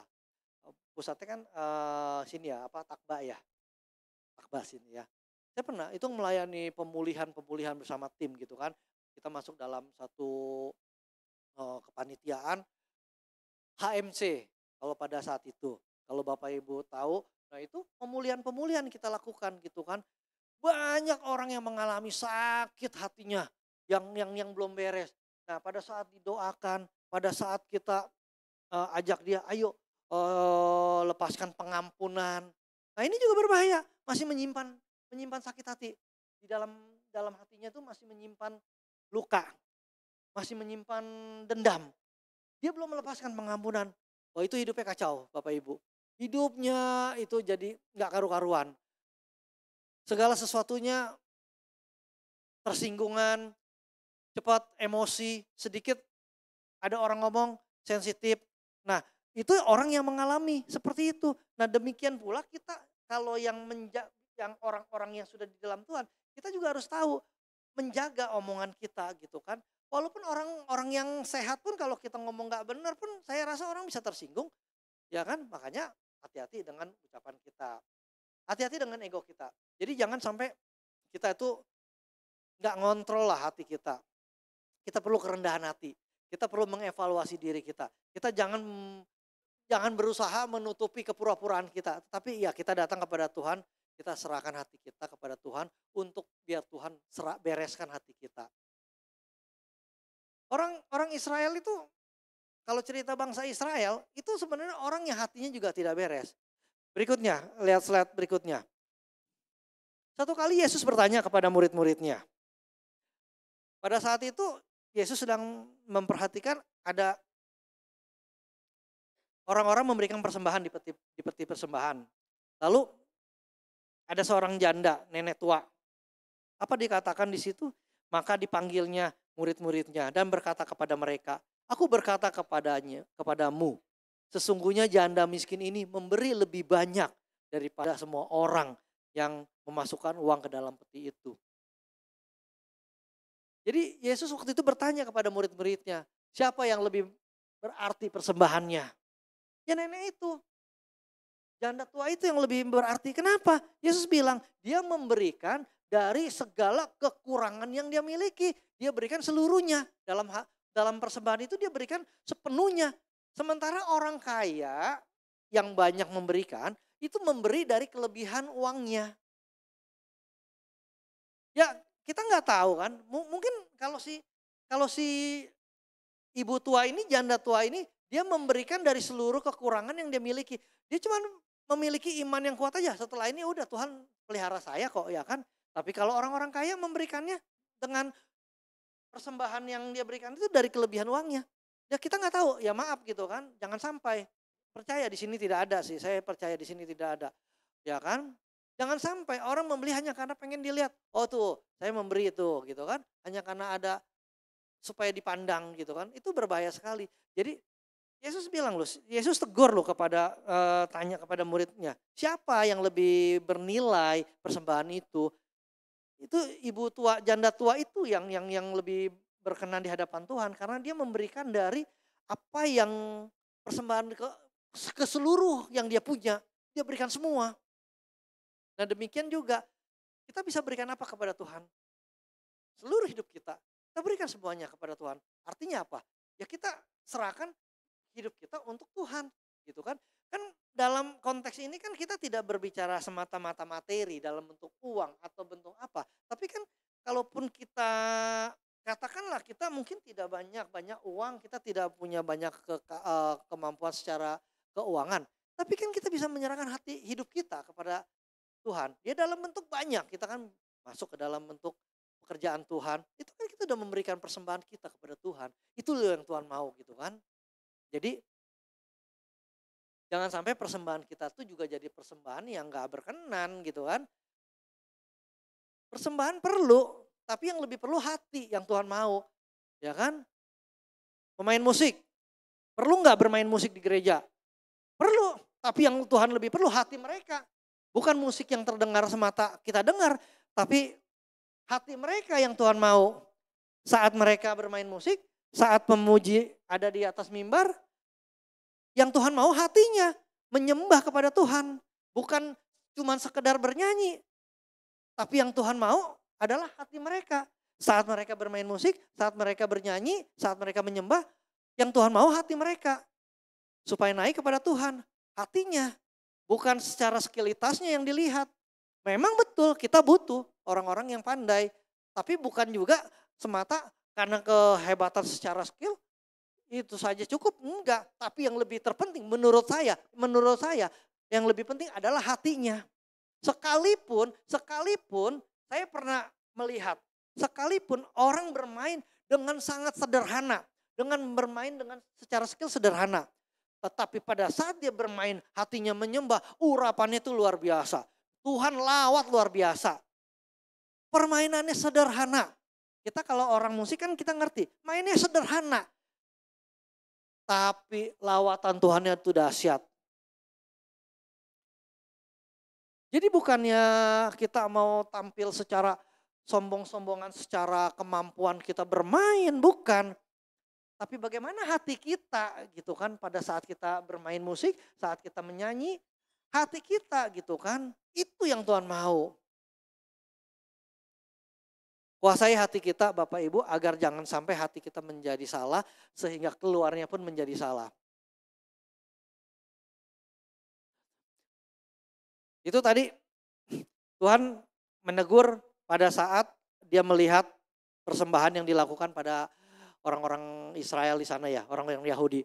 Nah berikutnya, bangsa Israel juga orang yang sudah dikatakan kan di Alkitab kan, bangsa Israel adalah orang yang tegar tengkuk. Orang yang keras kepala. Berapa kali Tuhan berikan dia mujizat, berapa kali mereka dapat mujizat. Tapi selalu dia mengeluh. Nah ini Keluaran 14 ayat 22. Berikutnya, di sini dikatakan, demikianlah orang Israel berjalan dari tengah-tengah laut di tempat kering. Sedang kiri kanannya ada mereka sedang di kiri dan kanan mereka air itu sebagai tembok tinggi. Ini kan cerita pada saat bangsa Israel keluar dari Mesir sehingga dia melarikan diri, dia ketakutan, bangsa Mesir mengejar. Firaun mengejar, akhirnya kan Tuhan kasih lagi mujizat kan. Dia bisa menyeberangi laut berau sehingga laut yang penuh dengan air terbelah menjadi daratan sehingga mereka bisa lewat. Nah ini kan Tuhan sudah berikan mujizat. Tapi bangsa Israel tuh selalu mengeluh gitu kan. Kepada Musa dia mengeluh sampai pada akhirnya ya kita tahu kan. Di zaman Musa kan tidak sampai kepada tanah Kanaan. Tetapi di Yosua lah mereka baru sampai kan. Karena pada saat itu kan bangsa Israel tuh kan waduh luar biasa keras kepalanya kan. Dia komplain ini, dia komplain itu. Sehingga ya sempat Musa sampai mukul dia punya tongkat ya kan. Tuhan marah kan.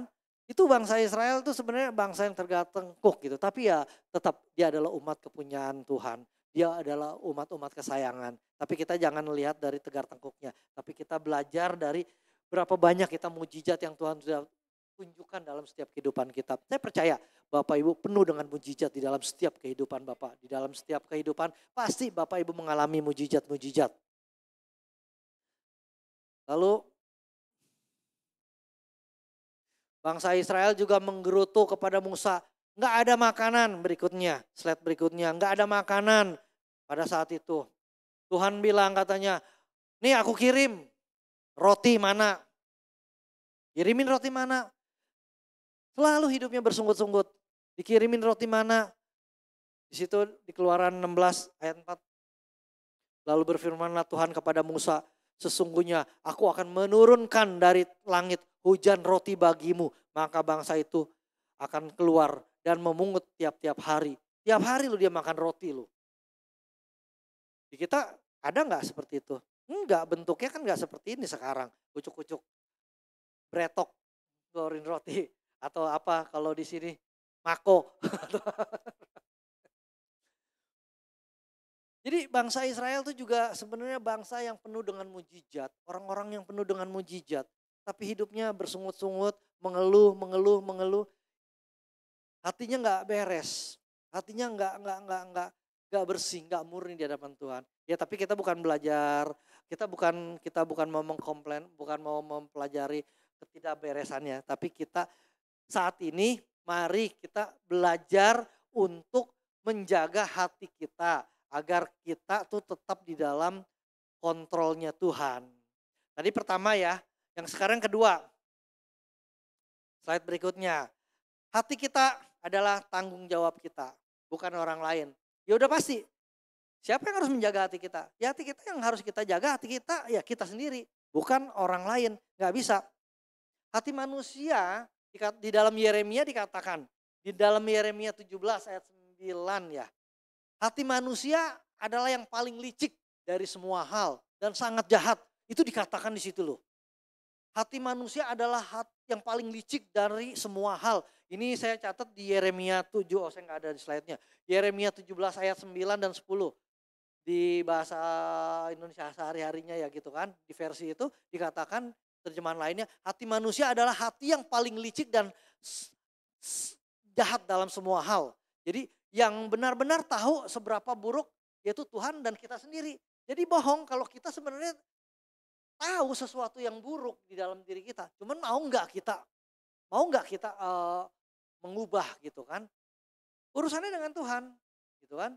Jadi hati kita adalah kita yang harus kita jaga gitu kan. Berikutnya. Kamu tidak selalu bisa mencegah orang menyakiti hatimu. Tetapi kamu selalu bisa memutuskan untuk sembuh. Kamu tidak bisa selalu mencegah orang menyakiti. Karena kalau ada peribahasa apa? Kita tidak bisa melarang burung terbang di atas kepala kita ya. Tapi kita bisa melarang jangan bersangkar di kepala kita kan. Ini kan sama kan. Kamu tidak bisa selalu mencegah orang menyakiti hati kita. Kita tidak mungkin, Ibu Tere, tolong dong jangan nyakitin saya kalau ngomong. Gak bisa gitu kan. Ya namanya kita di dalam komunitas, apalagi maaf ngomong ya Bapak Ibu ya. Di dalam pelayanan itu sering kali terjadi gesekan.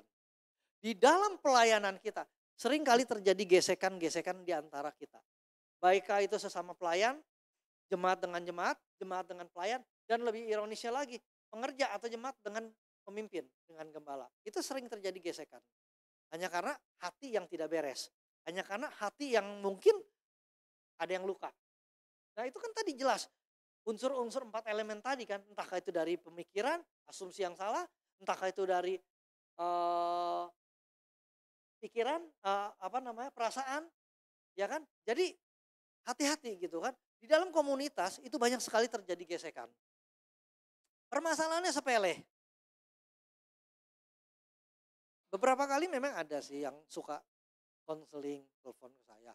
Pak, si Anu orangnya kok begini ya, bisa nggak tolong dong jangan seperti ini gini. Gitu kan. Nah, saya bilang, lu nggak bisa melarang orang seperti itu. Ya kan. Tapi ya udahlah, kita yang harus menguasai diri kita, hati kita, ya kan? Terkadang gini ya, kita berusaha, kita menjaga di dalam komunitas kita supaya tidak terjadi gesekan. Tapi kan yang namanya komunitas itu kan terdiri dari banyak orang, dari banyak perilaku. Nah, di dalam setiap komunitas kalau ketemu orang yang hatinya tidak beres, yang sakit, kita jangan sampai tertular gitu kan, maksudnya gitu kan. Jadi kita nggak bisa ada orang lain mau menyakiti kita, ya udah kita yang tahu kebenaran ya kita kalau perlu ya kita kasih dia nasihat, kita bicara baik-baik gitu kan. Jadi jangan kita pun terbawa dalam perselisihan itu. Jadi banyak orang yang sulit untuk bisa masuk di dalam pengampunan karena hatinya luka, ya kan? Saya catat di sini perbedaan sembuh dan mengampuni. Tapi sebelumnya gini, mau nggak kita mengampuni? Mau nggak kita sembuh? Tentunya kita mau kan, Bapak Ibu, kita mau sembuh, kita mau mengampuni. Tetapi apa sih yang membedakan antara sembuh dan mengampuni? Di sini saya catat, kalau sembuh itu kita perlu proses waktu yang panjang. Kesembuhan itu perlu proses waktu yang panjang. Semakin kita mengeraskan hati, proses kesembuhan itu semakin lama. Butuh waktu. Tetapi kalau mengampuni, seketika, detik ini juga keputusan dari kita. Misalkan Pak Rudolf dengan saya berselisih. Misalkan gitu kan. Tapi saat ini hati saya, saat ini detik ini saya bilang, oh saya mengampuni. Selesai. Jadi saya tidak menyimpan rasa sakit. Tetapi kalau orang yang melalui prosesnya kesembuhan dulu panjang, ya kan? Ntar harus khotbahin dulu, oi kamu jangan lakukan gini, udah biarin begini, udah mendingan kita ambil keputusan, udah mengampuni aja. Kan Tuhan bilang, lepaskanlah pengampunan kepada siapapun, musuh kita aja kita ampuni gitu kan. Itu musuh kita aja kita ampuni gitu kan. Jadi lepaskan pengampunan setiap hari. Jadi hidup kita penuh dengan pengampunan kepada siapapun. Jadi kita tidak ada ganjelan di dalam hati kita. Berikutnya yang ketiga. Tadi yang kedua, sekarang yang ketiga. Kita harus awas dan terus menerus memeriksa kondisi hati kita. Kita harus awasi terus hati kita. Tadi kan yang kedua kan siapa yang harus menjaga? Ya tentunya kita. Nah yang ketiga dipertegas lagi, kita harus awas. Jadi maksudnya apa ya? Awas itu ya berjaga-jaga lah ya. Berjaga-jaga seperti yang dikatakan di Amsal 4 ayat 23 tadi kan. Berjaga-jagalah, ya kan? Berjaga-jaga harus awas gitu. Kita harus koreksi hati kita. Kita harus bisa menintrospeksi gitu kan hati kita. Kita harus kendalikan hati kita. Kita harus belajar, ya kan? Bagaimana Daud, seorang yang dipakai Tuhan, dia seorang raja gitu kan? Seorang yang besar tapi memiliki hati yang luar biasa yang sehingga tadi sampai-sampai belum menjadi raja aja, Tuhan udah tahu. Daud, kata Tuhan, sama Samuel bilang, ini orang yang berkenan. Karena Daud itu punya hati yang luar biasa. Punya hati yang pokoknya dahsyat dah gitu kan. Ya kita maulah memiliki hati seperti Daud. Ada lagunya ya, Pastor Thomas suka nyanyiin tuh. Apa? Hati seperti Daud, saya nggak hafal gitu kan.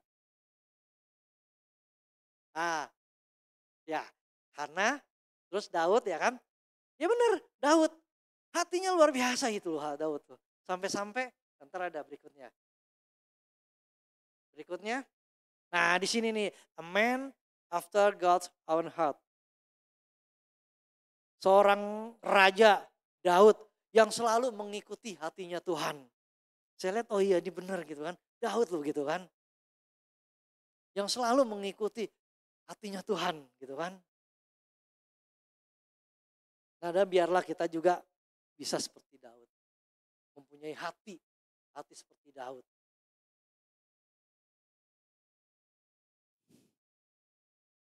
Seorang Daud menyadari kalau Tuhan itu segala-galanya. Makanya kan dia selalu kalau apa-apa dia curhat sama Tuhan. Dia selalu komunikasi sama Tuhan. Dia selalu minta Tuhan selidiki hatinya, ya kan. Daud selalu minta supaya Tuhan tuh mengoreksi, menyelidiki hati dia. Jadi mari kita koreksi diri kita. Berikutnya ayatnya di Mazmur 139 ayat 23, 24 dikatakan, selidikilah aku ya Allah dan kenalah hatiku. Ujilah aku dan kenalilah pikiran-pikiranku. Lihatlah apakah jalanku serong dan tuntunlah aku di jalan yang kekal. Itu loh Daud. Dia masih selalu berhubungan dengan Tuhan, meminta ya kan supaya dia selidiki. Padahal dia jadi raja pada saat itu. Tapi dia memiliki hati yang luar biasa.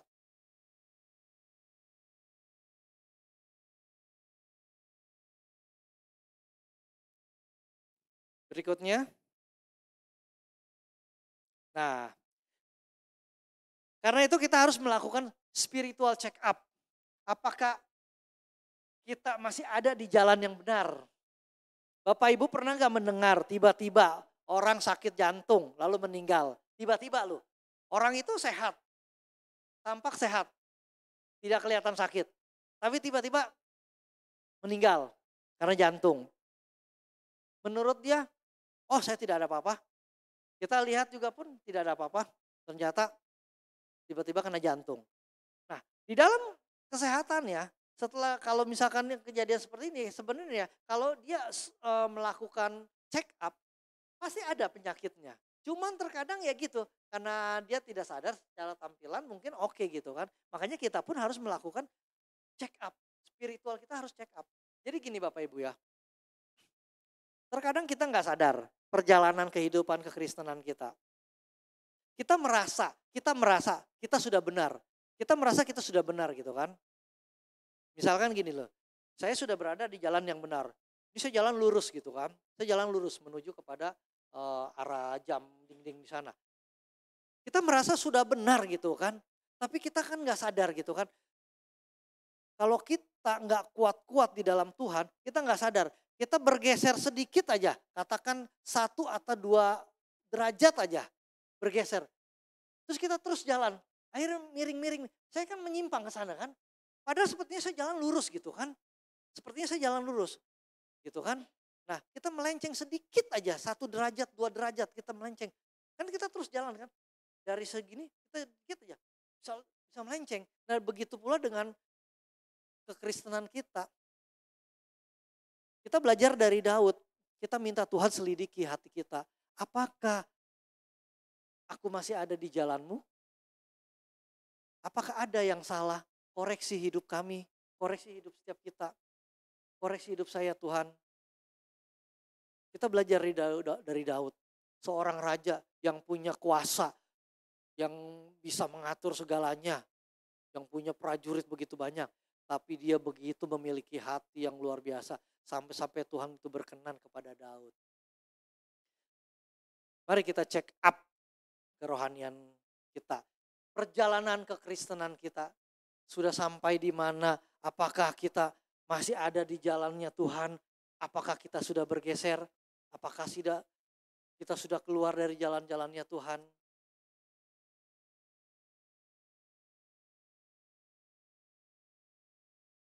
Saya undang Bapak Ibu bangkit berdiri. Saya undang pemusik.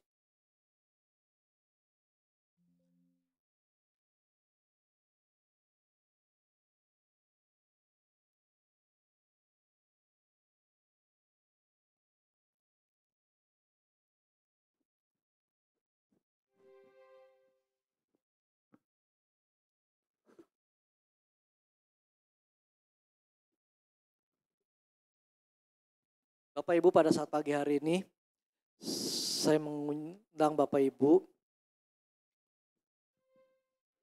kita menyelidiki hati kita. Kita serahkan hati kita kepada Tuhan. Kita serahkan seluruh kehidupan kita. Biar Tuhan menguasai setiap hati kita. Biar Tuhan bertahta di dalam setiap kehidupan hati kita.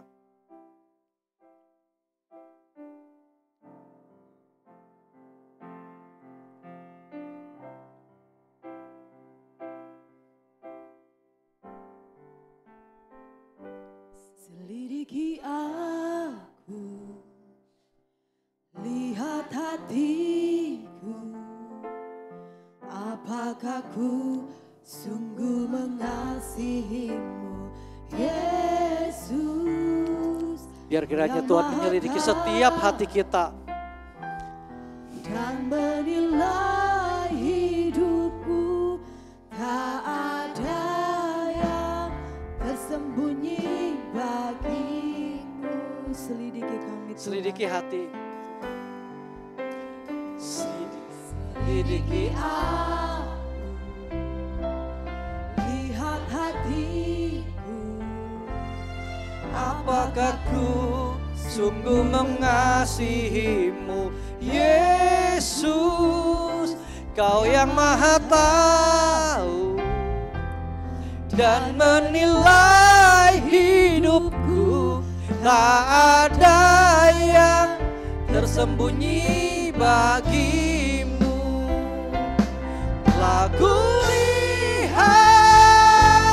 kebaikanmu yang tak pernah habis di hidupku. Ku berjuang sampai harinya kau dapati aku tetap. Bapak Ibu, angkat tanganmu. Katakan, Tuhan selidiki hati kami ya Tuhan. Angkatlah kedua tanganmu. Biarkan Tuhan menyelidiki setiap hati kita. Biar Tuhan mengoreksi setiap hati kita. Serahkanlah hati kita kepadanya. Jangan ada lagi yang menyimpan daripada kekesalan. Lepaskan pengampunan bagi Bapak Ibu. Tersembunyi bagimu. Lepaskan pengampunan. Biar Tuhan jamah setiap hati yang ada di tengah anak-anakmu. Tuhan jamah. Tuhan, Kau melihat setiap tangan anak-anakmu ya Tuhan yang terangkat ya Tuhan. Kau jamah anakmu ya Tuhan. Tuhan jamah. Tuhan jamah ya Tuhan. Kau jamah ya Tuhan hati anakmu ya Tuhan. Jamah setiap hati yang terluka. Jamah setiap hati yang terluka ya Tuhan. Oh ya ralabasina ya ralabaya ralamasina. Kau sembuhkan ya Bapa. Kau sembuhkan mereka ya Bapa. Kau sembuhkan hati yang terluka ya Bapa. Sembuhkan mereka ya Bapa. Kau jamah ya Tuhan hati mereka. Biarkan ya Tuhan mereka memiliki hati-Mu ya Tuhan. Hati seperti Daud ya Tuhan. Oh rabasanda ya ralalaba ya ralabasina ya ralababa. Ya ralabasina ya ralababa. Kau jamah ya Tuhan. Oh rabasina ya ralaba ya ralaba ya ralababa. Kuasai ya Tuhan setiap hati mereka ya Bapa. Jamah ya Tuhan. Jamah. Jamah ya Tuhan. Jamah ya Tuhan. Jamah setiap hati mereka ya Bapa. Terima kasih ya Tuhan. Inna ya ralaba ya ralababa. Oh rabasina ya ralaba ya ralababa. Jamah setiap hati ya Bapa. Ila ralabasina ya ralabasina. Ila ralabasina ya ralabasina. Ila ralabasina. Kau menjamah setiap hatinya ya Bapa. Tuhan jamah setiap hati. Lepaskan pengampunan. Inna ya Rabah Tuhan. Tuhan akan jamah. Tuhan akan pulihkan. Tuhan akan pulihkan. Tuhan akan pulihkan. Tuhan akan memulihkan. Tuhan akan memulihkan. Lepaskan. Tidak ada lagi yang kau harus sembunyikan di hadapan Tuhan. Tidak ada lagi yang kau harus sembunyikan di hadapan Tuhan. Lepaskan. Berserah kepada Tuhan.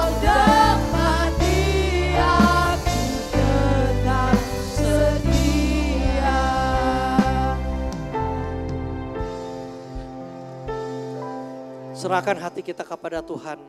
Biarkan Tuhan memerintah hati kita. Biar Tuhan yang membajak setiap hati kita. Jangan keraskan hati kita.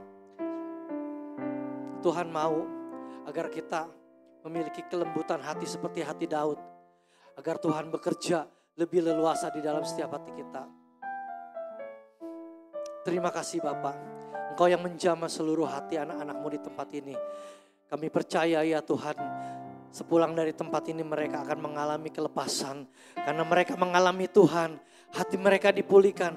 Hati mereka disembuhkan ya Bapak. Terima kasih Bapak. Terima kasih Tuhan. Di dalam nama Yesus kami mengucap syukur. Haleluya. Silakan duduk Bapak Ibu Saudara kasih. Haleluya. Saat ini kita mau berikan persembahan kita yang kedua. Mari kita berdoa. Terima kasih Tuhan, terima kasih Yesus. Kami bersyukur Tuhan buat kemenangan yang Kau berikan dalam hidup kami. Terima kasih Bapa buat firman-Mu. Haleluya. Ini hati kami, ini hidup kami Tuhan. Kami serahkan sepenuhnya ke tangan pengasihan-Mu. Dalam nama Yesus, saat ini kami mau berikan persembahan kami mau berikan yang terbaik. Dalam nama Yesus, haleluya, amin. Kita berikan yang terbaik untuk Tuhan, sembari kita mendengarkan pengumuman kita. Selamat datang di IFLC Batam. Kami menyambut Anda beribadah bersama dengan sukacita. Berikut adalah warta sepekan. Family Cell Utara dan Selatan diadakan setiap hari Kamis atau Jumat. Untuk informasi lebih lanjut, dapat menghubungi Pak Wardana untuk FC Utara di 0853 64368 814 dan Pak Edi Sirait untuk FC Selatan di 0878 94 514 601.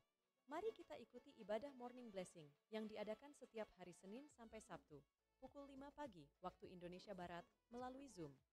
Untuk informasi lebih lanjut dapat menghubungi Pak Bakti di WhatsApp 082284096063. Mari ikuti program Toms Ngopi bareng Daud Tony yang diadakan setiap Senin dan Jumat. Bersama Evangelis Daud Tony yang merupakan seorang mantan paranormal, Pastor Thomas akan membahas mengenai cara mematahkan kutuk keturunan, kutuk sakit penyakit, dan hal-hal supranatural dari kacamata Alkitab. Program ini disiarkan langsung di channel Toms Halias TV dan Zoom Meeting. Bagi Bapak Ibu yang ingin mengikuti Zoom Meeting atau didoakan di program Toms Ngopi, bareng Daud Tony bisa menghubungi Pak Bakti di nomor yang tertera. Ibadah Raya IFLC Batam setiap hari Minggu, jam 9 pagi waktu Indonesia Barat, di Case Bakery lantai 3, Simpang Kara, Batam Center. Disertai dengan ibadah sekolah minggu di Case Bakery lantai 2.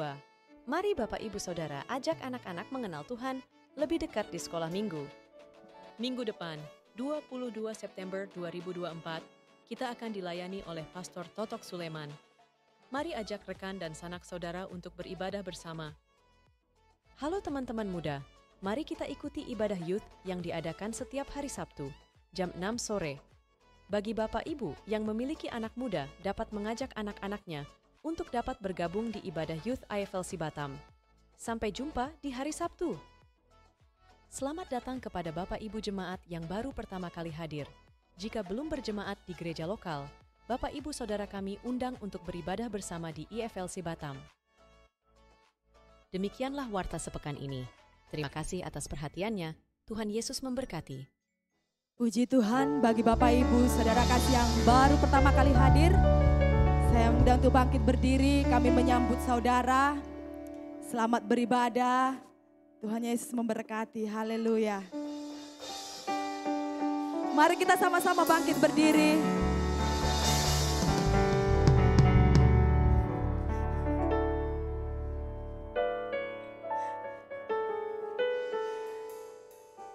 Mari saya undang saudara untuk bangkit berdiri, kita tutup ibadah kita. Haleluya.